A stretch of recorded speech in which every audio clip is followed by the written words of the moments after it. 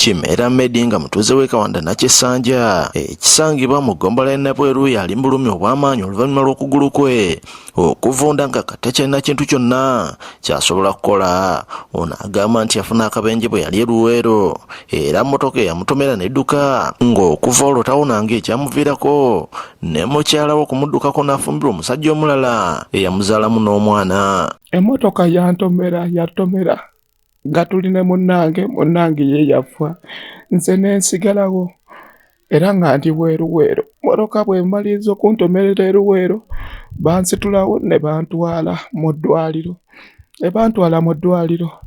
Ebiseera ebyo nali nina akasente ne nejjanjaba okugulu kubanga yakukutula emirundi giri ebiri ne banteekamu ebyuuma bya miliyoni 8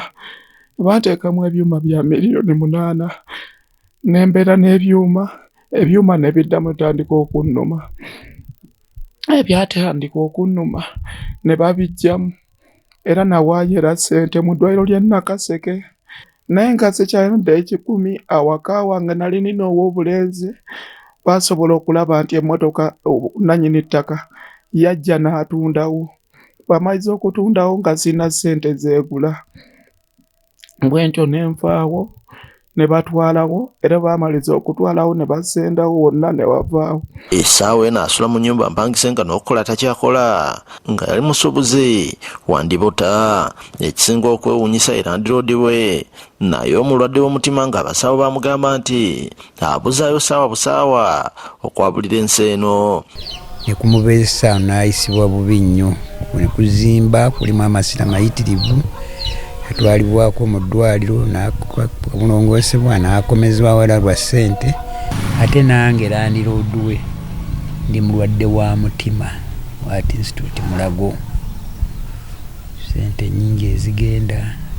Asabye abazira kisa okuvaayo okumudduukira asobole okulongoosebwa nga bamuteekamu evviivi erya pulasitiiki. Bakijjamu naye kati ku ssaawa eno baagala kuteekamu vviivi eddala niro lyavunda akyova olaba liyiika amasira. Ekyuma baali bakissaamu bubi nekitandika okunnuma n'ekijjamu ne bwentyo bwendi. Nze Robert Musanje ku Bukedde TV.